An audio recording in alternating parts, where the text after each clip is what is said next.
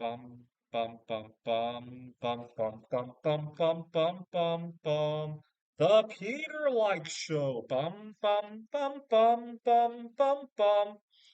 All right. Earlier today, I tried to do a live stream on this concept, but the stream kept freezing on me, so I thought I would record a video to make sure that I got my idea out there. So I'm recording this on Friday, May 30, 2025. We just had Memorial Day earlier this week, obviously. But it dawned on me, and this is something that I discovered when I was 12 years old, actually, that we could actually have a 3-day weekend every week without sacrificing productivity, without having to work extra long hours the rest of the week, and without all the dramas of all the other solutions, right? After it's always a tug of war. Um, I've seen employers, quote unquote, try 4-day work weeks. Here's the problem: you can't try them. The problem with trying, let's say I owned a company, right?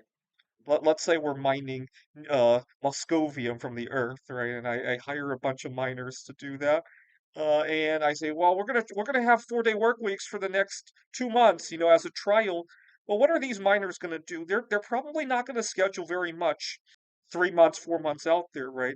To them, it's like extra vacation days over the next 2 weeks, 2 months, right? It's not really a shift, right? If you're trying these things, right? Because the whole point of long weekends is that you can plan ahead for the make use of them, right?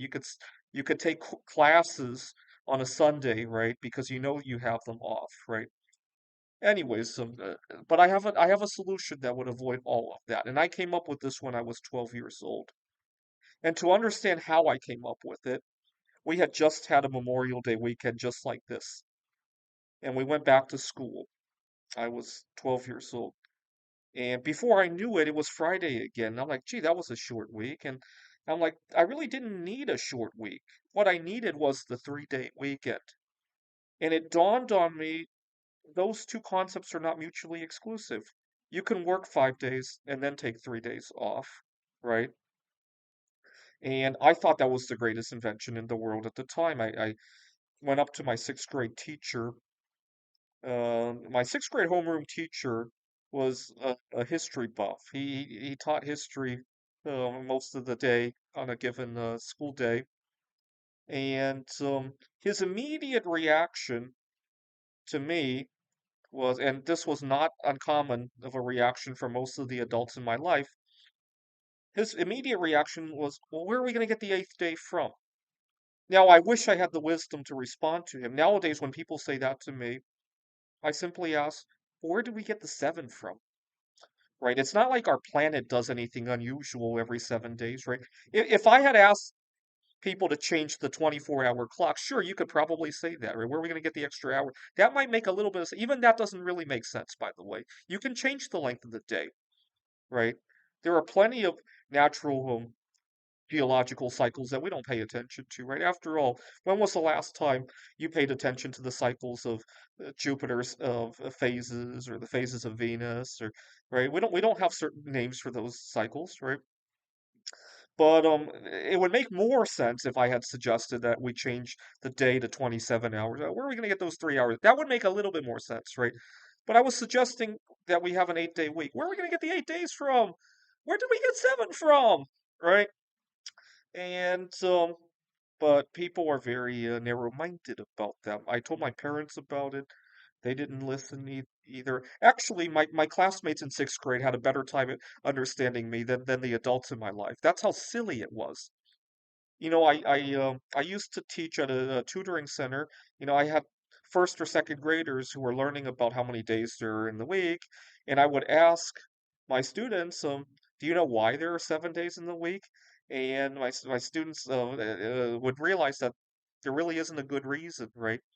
And so they have a good time understanding how we could have 8 days in the week. A lot better than the adults that have been brainwashed, right, for some bizarre reason. And then you occasionally, not often, but occasionally run into people who get into these religious issues, right? Most people are flexible, even highly religious people, when they hear this concept, are usually flexible to it, right? But Jewish people especially are very hostile to changing the weeks. They have this they I can't remember which day of the week it is, but they have to only spend their time around this wire, and entire cities have wires circling them. Yeah, they have to spend their time inside. They can't go outside of the city limits because of, and the idea of changing the week and not having that aligned to that will really cause them to want to kill people. So you gotta be careful not to tell a Jewish person about this concept. But other religions are a lot more flexible, I would say. But I spent a lot of time in Seattle where most people are atheist anyway. But people get narrow-minded. It reminds me of 20 years ago when people thought marriage had to be between a man and a woman, right? Today, people still think marriage has to be between a couple, right? The idea that one can marry themselves is still, a lot of people still get very narrow-minded about thinking about that, right? Or better yet, the idea that government can get out of marriage altogether. People are a little bit more accepting of that nowadays, but it's still a very foreign concept. Now, 20 years ago, I quit drinking soda. I used to drink 4 liters of soda a day. I quit cold turkey. Not long after that, I quit eating all refined white sugar. And my parents got really concerned for me. They thought I was going to become malnourished. And my response to my parents was, well, what did humans do 200, 300 years ago before refined white sugar had been invented, right?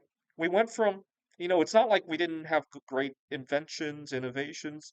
We discovered, half of the periodic table before refined white sugar was discovered, or we had pretty much all of the non-radioactive elements at least, right? And we were able to conquer the world. We went from a population of 0 to at least 2 billion without refined white sugar, without all of these processed foods. Or what did we do before then? And even then, my parents had a hard time digesting that. Right. Saying, "Well, where are we going to get that eighth day from?" kind of has that vibe to it, right? It's a sign of narrow-mindedness, is what it is, right? But unfortunately, people get so locked in. It's like they're locked in this prison.